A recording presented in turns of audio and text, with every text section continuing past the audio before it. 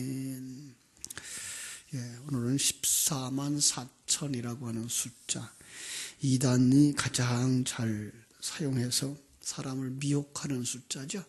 그래서 우리 안에 들어와서 14만 4천 속에 들어와야만 이제 우리가 구원을 받는다. 다 구원받는다.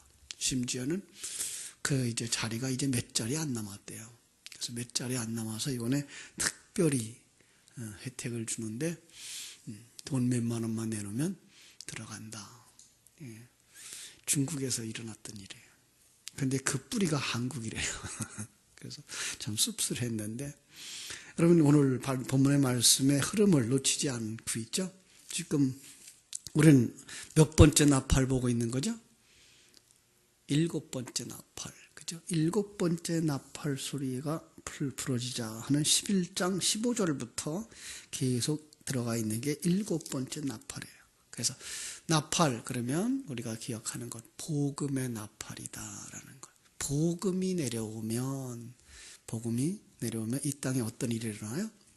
전쟁이 일어나죠.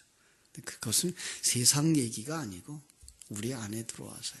복음이 우리 안에 들어오면 우리 안에서 전쟁이 일어나요.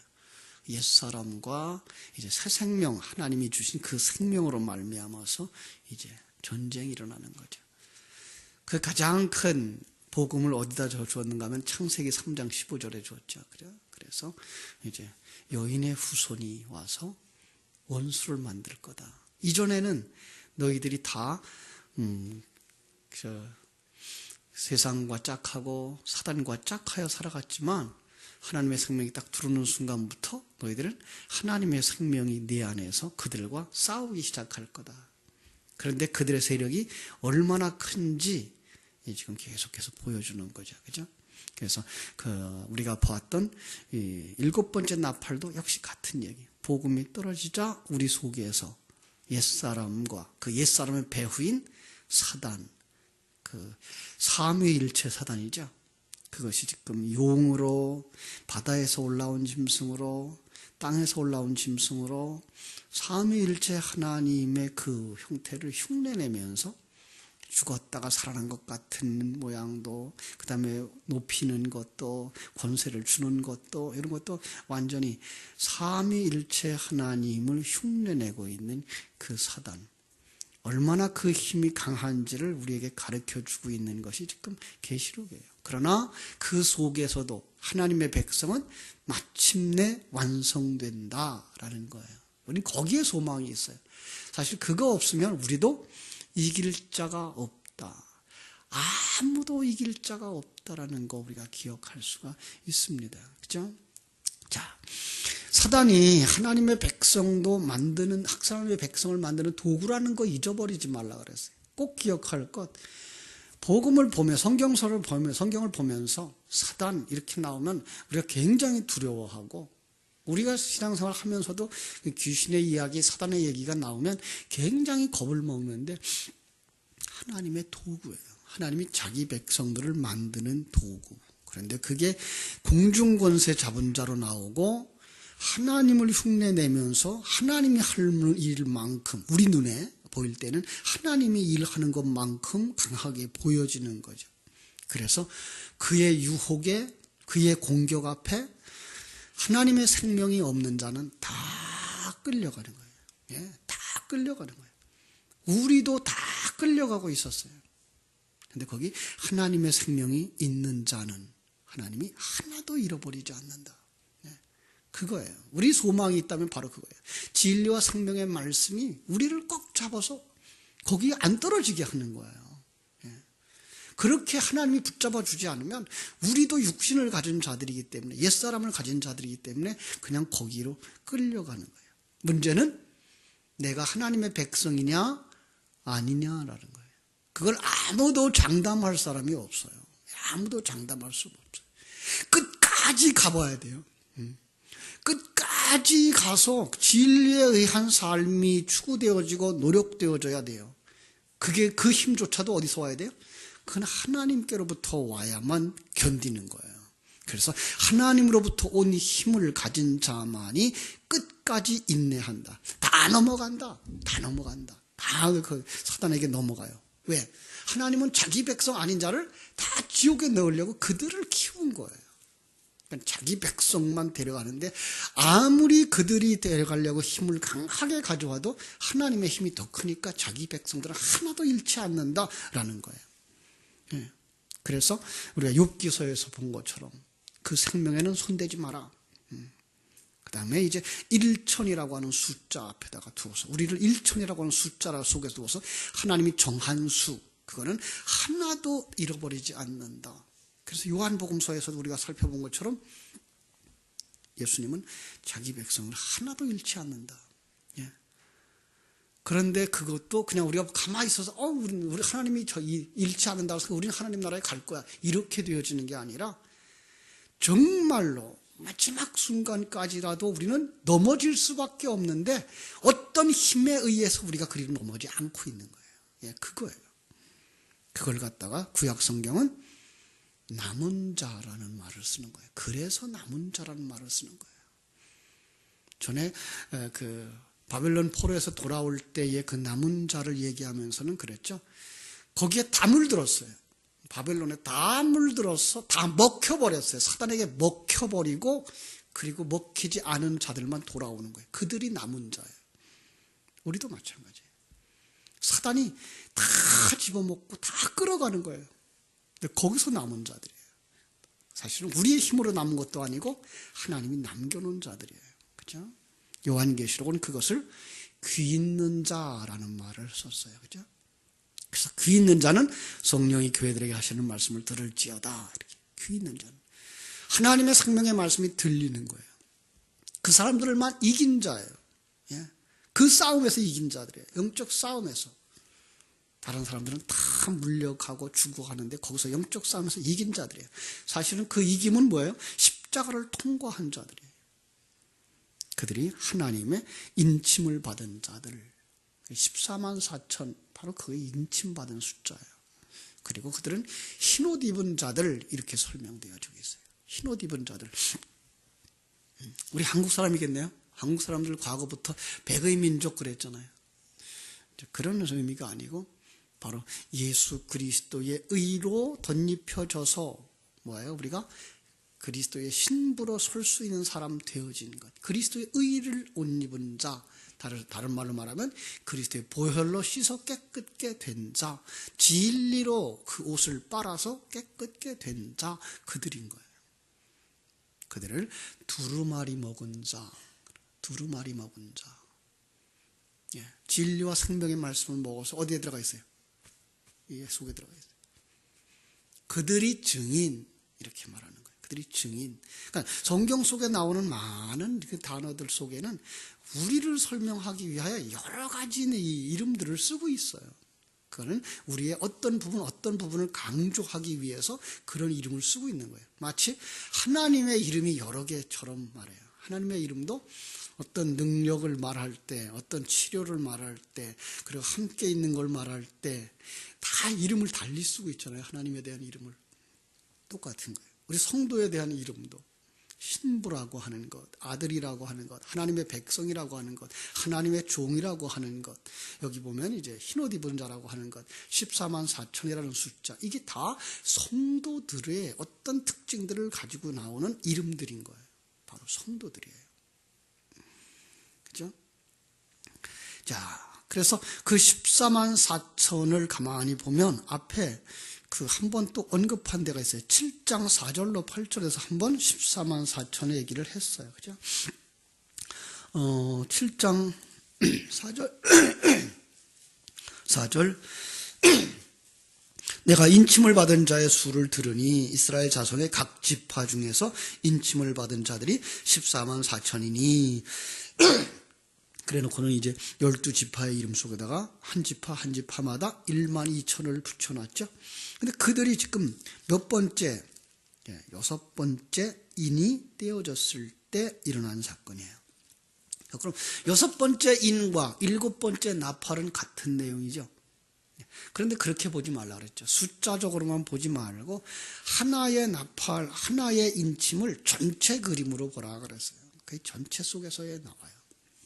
그러니까 그거나 이거나 바로 어떤 것을 설명하고 있을 때 바로 14만 4천이라는 수를 썼다는 거 기억하라고 그랬습니다. 3번이나 반복되는, 그죠?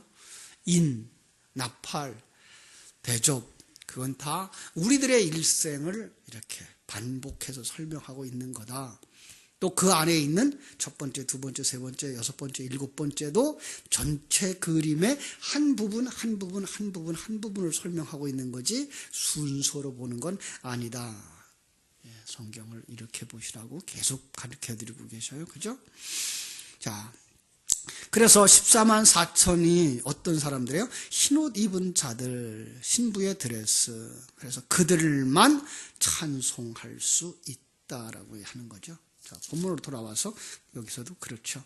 14장 3절 그들이 보좌 앞에 네 생물과 장로들 앞에서 새 노래를 부르니 땅에서 속량함을 받은 14만 4천 밖에는 능히 이 노래를 배울 자가 없더라. 자, 여기 중요한 단어 새 노래, 그 다음에 땅에서 속량함을 받은 자. 예. 이 새 노래가 뭐예요? 이건 구원받은 자들만 할 수 있는 하나님에 대한 감격과 찬양, 이게 새 노래예요. 서울의 어떤 교회는 사모님이 얼마나 실력이 좋은지 매주마다 새 노래를 하나씩 지어서 성가대가 그걸 배워서 부른대요. 성도들도. 왜? 새 노래를 부르라고 그랬다고. 그거 얼마나 힘들겠어요.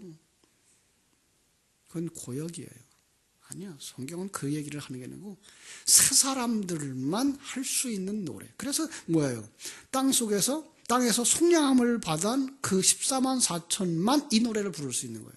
구원받은 자들만 하나님을 알고 그 하나님 앞에 감격하여서 그를 찬송할 수 있는 거예요. 예. 구원의 노래인 거예요. 15장에도 그 노래가 있어요. 15장 봅시다. 계시록 15장 3절부터 제가 볼게요. 하나님의 종 모세의 노래 어린 양의 노래를 불러 이르되 주 하나님 곧 전능하신 이시여 하시는 일이 크고 놀라우시도다. 만궁의 왕이시여 주의 길이 의롭고 참되시도다. 주여 누가 주의 이름을 두려워하지 아니하며 영화롭게 하지 아니하오리까. 오직 주만 거룩하시니이다. 주의 의로우신 일이 나타났음에 만국이 와서 주께 경배하리이다. 이게가 새 노래예요. 그게가 구약 성경의 모세의 노래이고, 그죠? 그리고 어린 양의 노래이기도 한 거예요. 그죠? 바로 우리는 이렇게 성경 속에서 우리가 새 노래를 배우고 볼 수가 있는 거죠.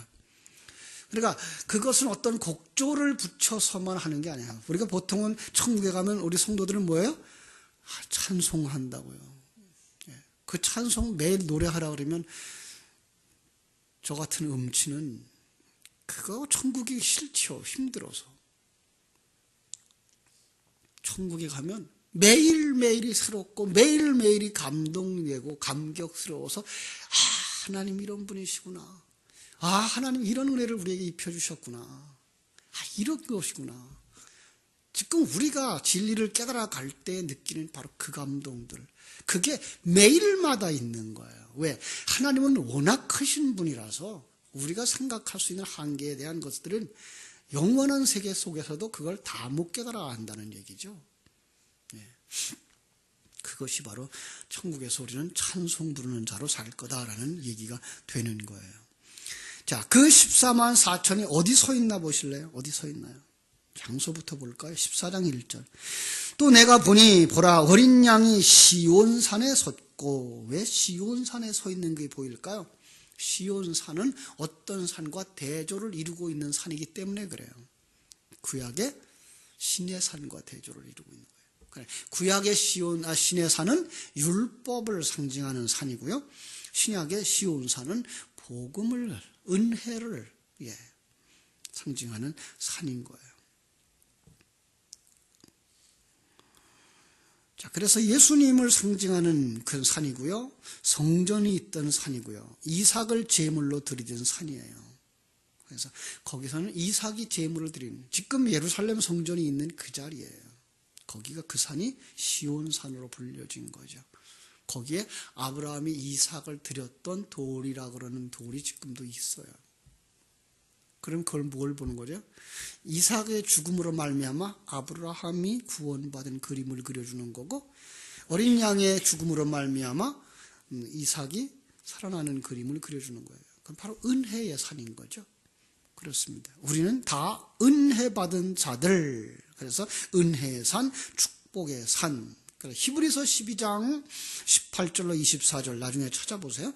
거기도 보면 이제 18절로 20절까지는 시내산에 관한 이야기를 나오고 21절에서 24절까지는 시온산에서 관한 얘기가 나와요. 그러니까 율법으로 죽은 자, 구원자를 세워서 그 구원자와 함께 영원히 영광을 찬송하는 자들, 이게 바로 성도고 그들이 14만 4천이다 라는 숫자에다 넣어놓은 거예요. 14만 4천, 아까 7장에서 봤죠? 12 곱하기 1천, 그것이 바로 14만 4천이에요. 구약을 상징하는 12지파, 신약을 상징하는 12제자, 그들이 하나님의 아들들. 그런데 그것은 하나도 잃지 않는다. 그래서 1천이라는 숫자를 거기다가 붙여주는 거예요. 또 하나 분명한 것, 그들은 하나님의 증표를 가졌죠. 이마에는 뭐가 있어요? 어린 양의 이름과 그 아버지의 이름을 쓴 것이 있더라. 이게 인침받은 사람들이에요. 하나님의 백성들은 창세전에 인침받았어요. 여러분 지금 666이라고 하는 얘기 지난 금요일 날도 했습니다만은 그게 무슨 바코드니 베리칩이니 그러면서 그거 받지 말아야 된다. 그거 받으면 구원 못 받는다. 그러는데 그렇지 않아요. 하나님의 백성들은 짐승이 손댈 수가 없어요. 창세전에 하나님의 백성으로 인친 자들은 짐승이 손댈 수가 없어요. 세상에 어떤 것이 바로 그 짐승의 표다라고 보지 마세요. 성도들에게 이마에 하나님의 이름, 예수 그리스도의 이름이 있다며요. 옆에 사람 봐봐요. 이름이 써있나? 없잖아요. 그건 바로 하나님의 소유를 의미하고 있는 것이고 그의 진리와 생명의 말씀 앞에서 항복하고 그 예수 그리스도의 생명을 가진 자들을 상징하는 것이지 거기에다가 그냥 글자 새겨주는. 근데 왜 그걸 그렇게 한다고요? 왜 인침받았다 그런다고요?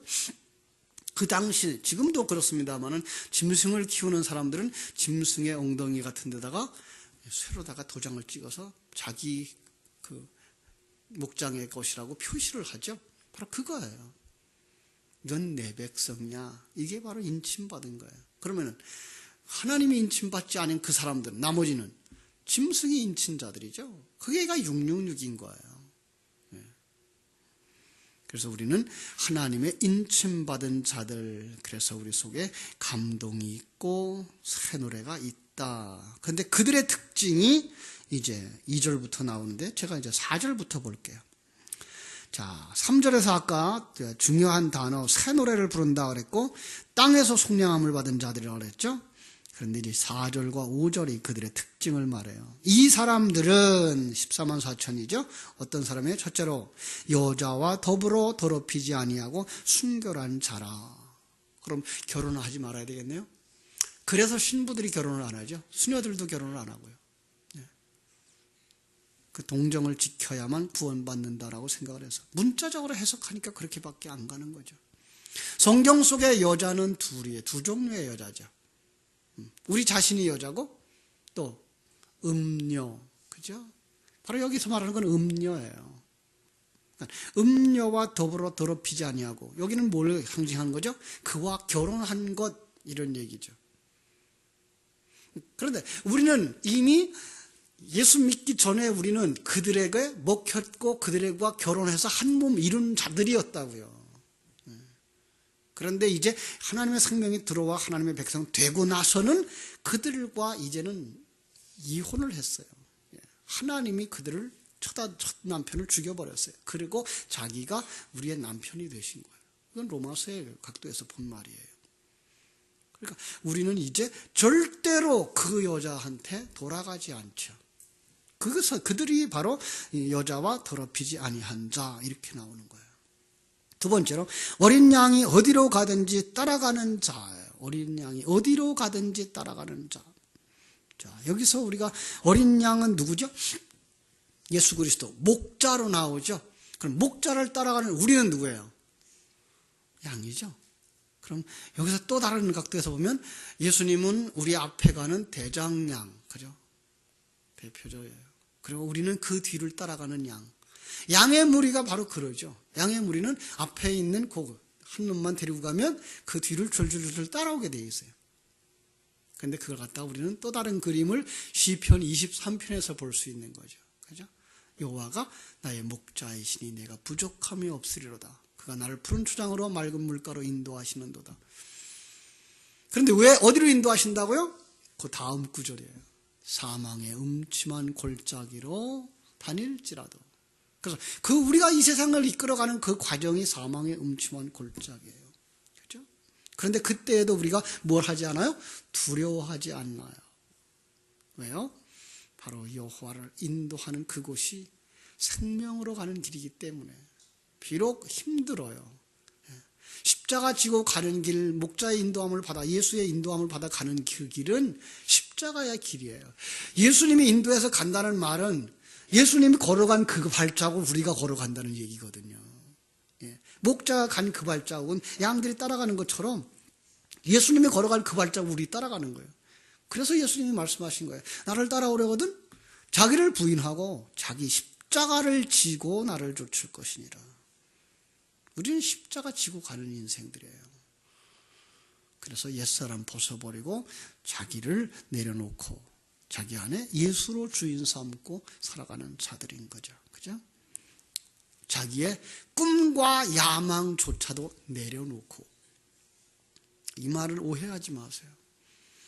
우리의 꿈과 야망을 내려놓는다 그러니까 그럼 우리는 가난한 자로 살아야 되는가? 천한 자로 살아야 되는가? 아니요. 이 세상 삶은 여러분의 그릇만큼 살게 되어 있어요. 하나님이 여러분에게 은사를 주시고 능력을 주신 그것 발휘하면서 살면 여러분들도 이 세상에서 큰 일을 하면서 살 수 있어요. 그건 정말 그릇이에요. 그러나 우리는 거기서 뭐예요? 그것이 내 욕망이 되질 않는 거예요. 그것이 내 목표가 되질 않는 거예요. 그건 하나님이 내게 주신 그릇이니까 그 일을 하는 거고, 내게 주신 은사니까 그 일을 하는 거고, 그것의 성공에 상관없이 우리는 그것을 하나님이 내게 맡겨주신 것이라는 청지기로 사는 거죠. 바로 우리는 그 속에서 이제 하나님 앞에 모든 걸 다 내려놓고 하나님의 인도하심을 받으면서 살아가는 삶.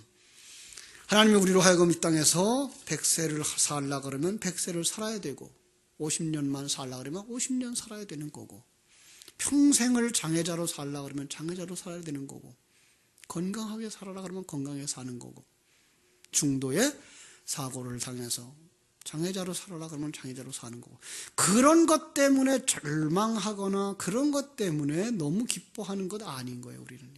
우리는 가장 기뻐해야 되는 게 뭐예요?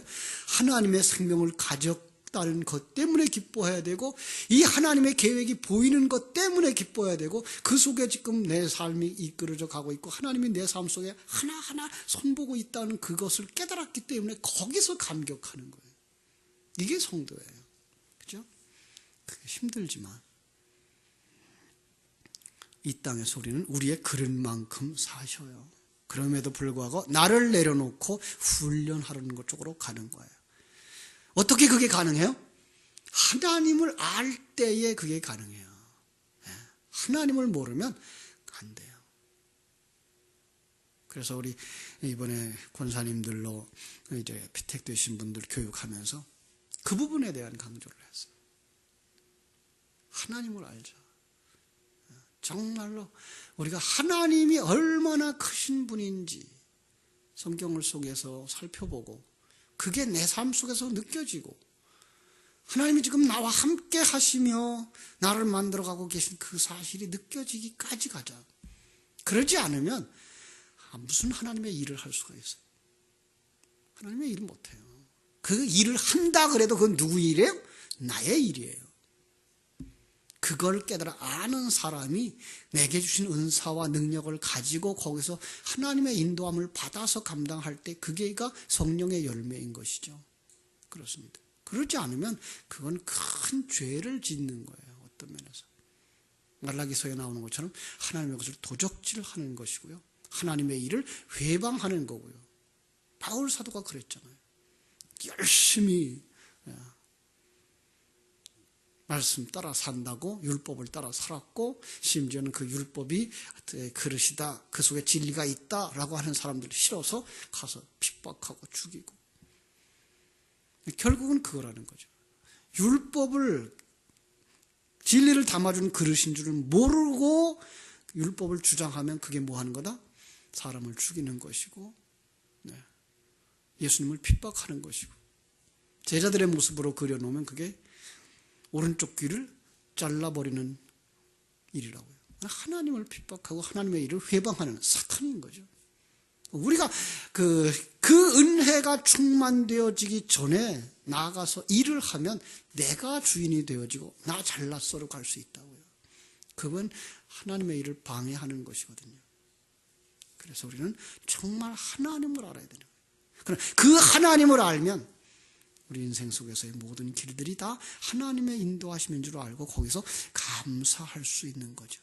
그래서 그 하나님이 전능자요, 창조자요, 섭리자요, 경륜자, 우주를 움직이는 주인, 나라와 역사를 움직이시고 나라고 하는 하나님의 백성을 만드시는, 그래서 나에게 모든 환경과 사건과 일을 주관하셔서 우리 목적을 따라서 우리를 만들어 가시는 그분이 내 아버지, 나를 가장 사랑하시는 내 아버지, 전능자가 내 아버지, 우주를 움직이시는 그분이 내 아버지, 나를 만들어가고 있는 그분이 내 아버지라고 하는 사실.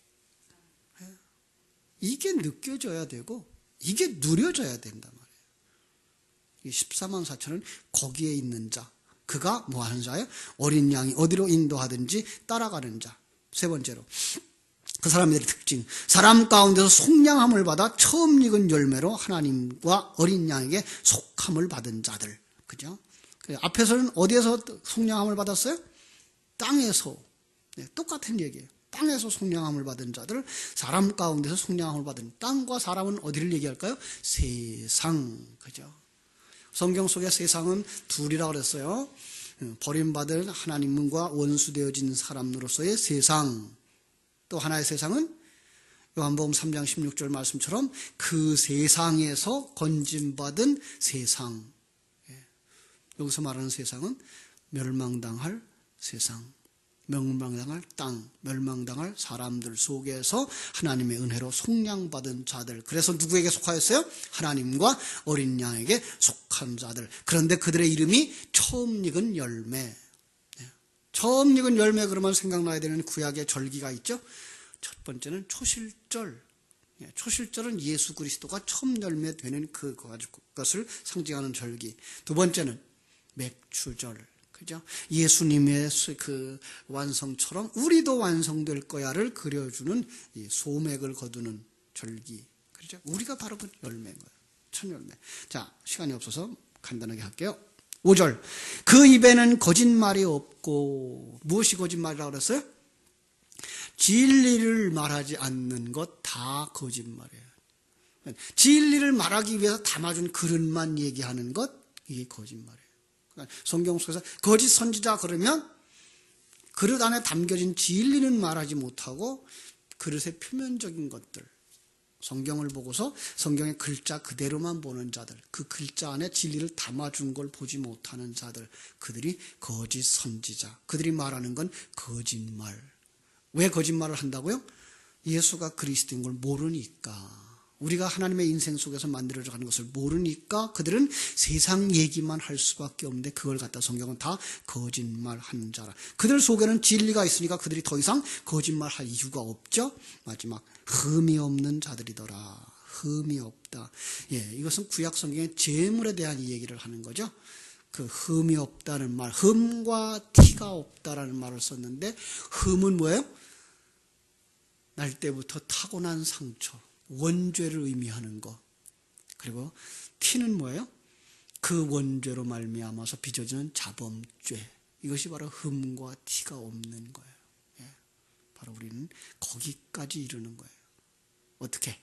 진리와 생명의 말씀으로 찾아오신 하나님에 의해서, 그죠? 그리고 그 진리와 생명의 말씀에 의해서 우리는 흠과 티가 없는 자들, 그들이 바로 14만 4천이고 그들이 바로 진리를 사모하며 그 진리로 충만되어지기를 소원하는 성도들 여러분인 것입니다.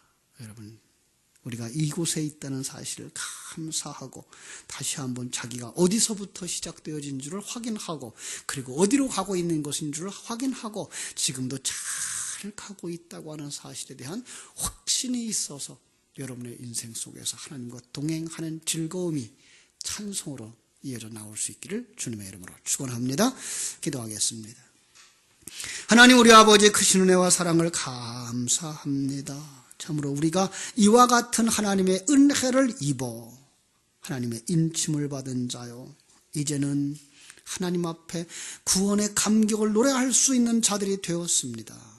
우리가 땅에서부터 사람으로부터 속량함을 받은 자들이며 우리는 음료와 이제 더 이상 짝하지 않는 예수 그리스도의 신부로서 살기를 원하며 참으로 목자 되신 예수 그리스도의 인도함을 따라 어디든지 가기를 원하며 우리 속에서 거짓이 없고 우리는 이제 흠과 티가 없는 자로 완성되어져 가고 있음을 인하여 기뻐하고 찬송할 수 있는 신령한 눈이 열려진 성도들, 성숙해가는 성도들, 가슴을 넓게 펼치고 다른 사람들을 포용할 수 있는 큰 그릇들이 되게 하여 주시옵소서. 주께서 이 기도를 드리는 모든 성도들에게 성령을 선물로 주실 줄로 믿습니다. 오늘도 일마다 때마다 시간마다 분분초초마다 이 귀한 진리가 생각나게 하셔서 감격해서 하나님을 찬송할 수 있는 귀한 은혜를 허락해 주옵소서. 예수님의 이름으로 기도하옵나이다. 아멘.